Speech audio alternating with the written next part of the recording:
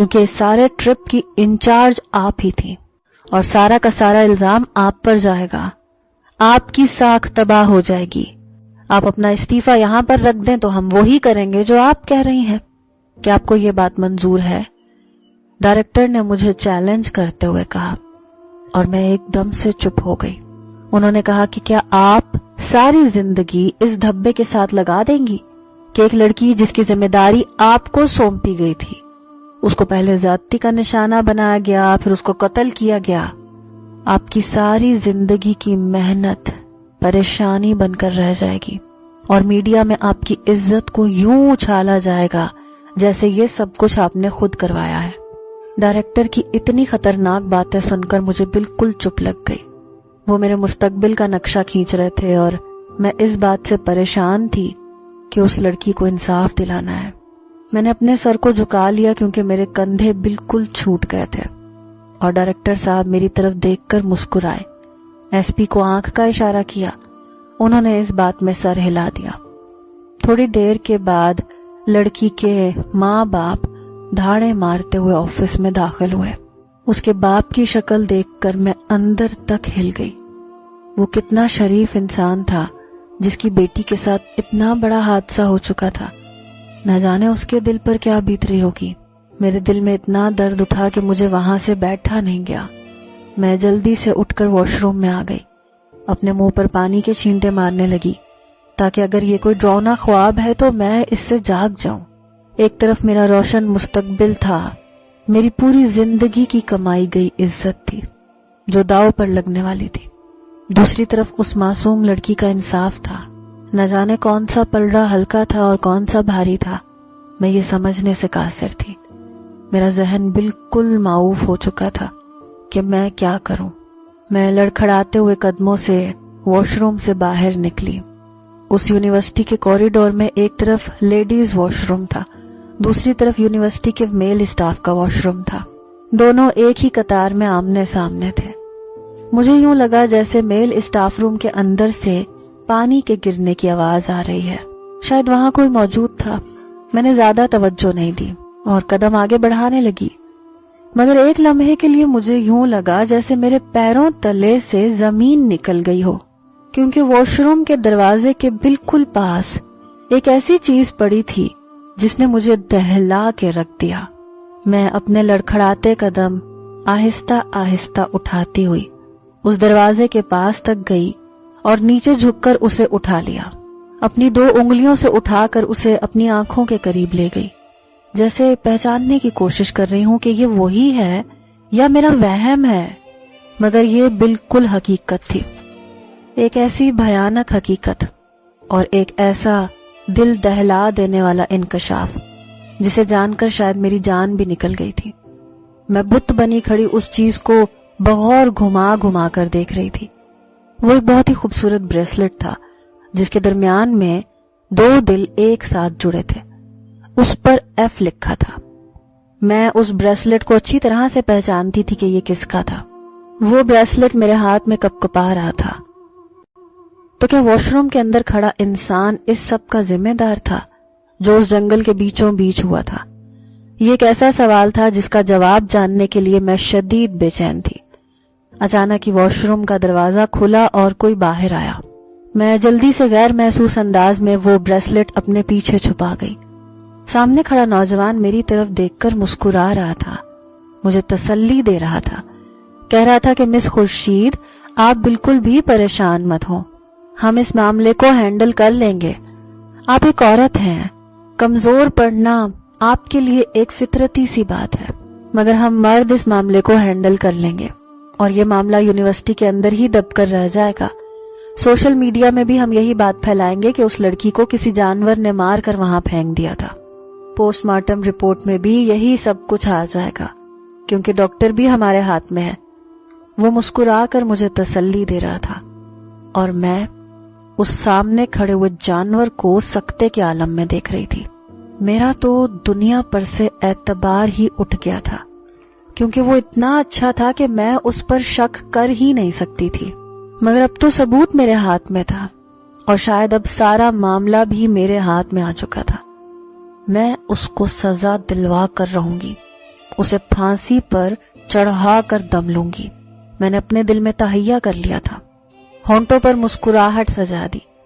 میں نے کہا, سر فرقان حمید, جب آپ جیسے ٹیچر ہماری یونیورسٹی میں ہوں گے تو یقیناً ہر معاملہ آپ اچھے سے ہینڈل کر لیں گے, اس لیے مجھے ذرا بھی پریشان ہونے کی ضرورت نہیں ہے. آپ نے تو میرے کندھوں پر سے بہت بڑا بوجھ اتار دیا, ورنہ میں نہ جانے کیا کیا سوچ رہی تھی کہ میرے کریئر کا کیا ہوگا. وہ میری بات سن کر مسکرا دیے. کہا کہ آپ بے فکر رہیں, سب ٹھیک ہو جائے گا. میں نے کہا ہاں, اب مجھے کوئی فکر نہیں ہے کیونکہ سب ٹھیک ہونے والا ہے. یہ کہہ کر میں الٹے قدموں چلی گئی. اب مجھے وہی کرنا تھا جو ایک کمزور عورت شاید کبھی بھی نہ کرتی, مگر میں کمزور عورت نہیں تھی.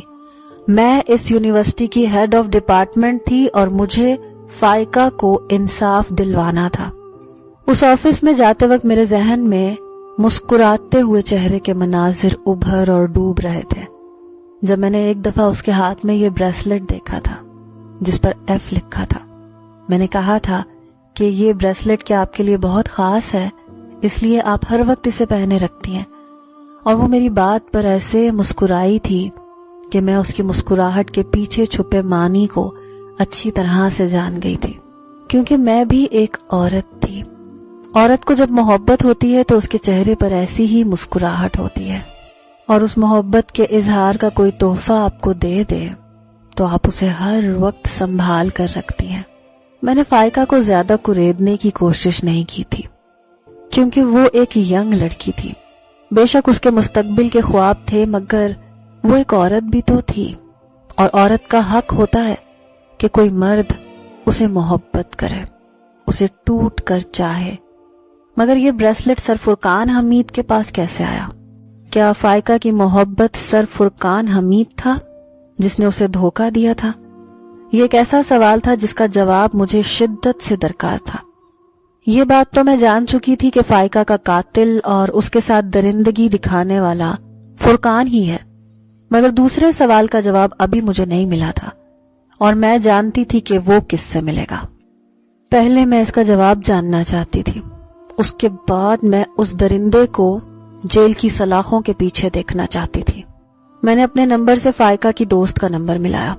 اس سے کہا کہ میرے آفس میں آؤ, میں تمہارا انتظار کر رہی ہوں. میں ڈائریکٹر کے آفس میں جانے سے پہلے اپنے آفس میں چلی گئی.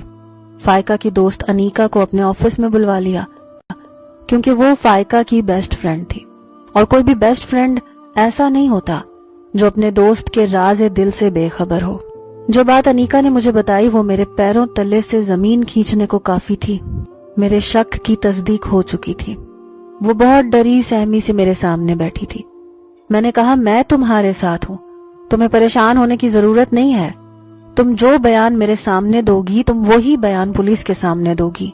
میں تم سے وعدہ کرتی ہوں تمہاری حفاظت میرے ذمہ ہے, مگر ہم دونوں نے مل کر فائقہ کو انصاف دلوانا ہے, ورنہ سر فرقان حمید جیسے درندے نہ جانے کتنی لڑکیوں کا قتل عام کر دیں گے اور ان کی عصمتوں کو نیلام کر دیں گے. میری بات سن کر انیکا کہنے لگی کہ 1 سال پہلے فائقہ اور سر فرقان حمید کا افیئر چلا تھا. اس نے یہ بات کسی کو نہیں بتائی تھی کہ سر فرقان حمید نے اسے پروپوز کیا ہے, کیونکہ ان کا کہنا تھا کہ فائقہ کی اسٹڈیز کے بعد وہ باقاعدہ رشتہ بھجوائیں گے, مگر یونیورسٹی میں اگر کسی کو پتہ چل گیا تو فائقہ کی بدنامی ہوگی, اس لیے اس نے میرے علاوہ کسی کو نہیں بتایا تھا. مگر سر فرقان حمید کو لگتا تھا کہ میں بھی اس سے بے خبر ہوں, ورنہ شاید وہ میرا بھی قتل کر دیتے. فائقہ نے آج جانے سے پہلے میرے کان میں سرگوشی کی تھی کہ سر فرقان حمید نے اسے ندی کے پاس بلایا ہے, میں ان کی بات سن کر ابھی آ جاؤں گی. اس لیے میں بے فکری سے بس کی طرف چلی گئی. مجھے تو خود بھی یقین نہیں آ رہا تھا کہ اتنی محبت کرنے والا فرقان اتنا درندہ بھی ہو سکتا ہے, اور یہ بات تو وہی درندہ بتا سکتا تھا کہ اس نے اس معصوم لڑکی کے ساتھ اتنا بڑا ظلم کیوں کیا. پہلے محبت کا جھانسا دیا, پھر اس کے ساتھ زیادتی کی, پھر قتل کر دیا. میں اور انیکا ڈائریکٹر کے آفس میں جانے کے بجائے یونیورسٹی کے مین گیٹ کے پاس کھڑے جرنلسٹ کے پاس پہنچ چکے تھے. وہ جرنلسٹ کافی زیادہ فیمس تھے. میں جانتی تھی کہ اگر میں ڈائریکٹر صاحب کو یا ایس پی کو یہ بات بتاؤں گی تو وہ اس بات کو بھی آفس میں ہی دبا دیں گے اور سر فرقان کو بھی بچا لیں گے، مگر میں اس درندے کو جیل کی سلاخوں کے پیچھے دیکھنا چاہتی تھی۔ اس لیے میں نے وہ ثبوت کیمرے کے سامنے پیش کر دیے اور سارا سچ اگل دیا۔ یہ بات ہر طرف پھیل چکی تھی کہ یونیورسٹی کے ایک ٹیچر نے اپنی ہی اسٹوڈنٹ کے ساتھ زیادتی کی اور اسے قتل کر دیا۔ میں جانتی تھی کہ یونیورسٹی کی ساکھ کو بہت بڑا نقصان پہنچے گا، مگر میرے نزدیک اس لڑکی کو انصاف دلوانا اس سے زیادہ ضروری تھا، کیونکہ اگر میں یہ نہ کرتی تو سر فرقان کو شہ مل جاتی اور اس جیسے مجرموں کو اور بھی زیادہ شہ ملتی، اور وہ نہ جانے کتنی لڑکیوں کی کمزوریوں سے فائدہ اٹھا لیتے۔ آج سر فرقان جیل کے پیچھے سڑ رہے تھے۔ انہوں نے اپنے بیان میں کہا تھا کہ فائقہ کافی مغرور لڑکی تھی، اس نے مجھے بہت زیادہ خوار کیا تھا، کبھی مجھے اپنے قریب نہیں آنے دیتی تھی۔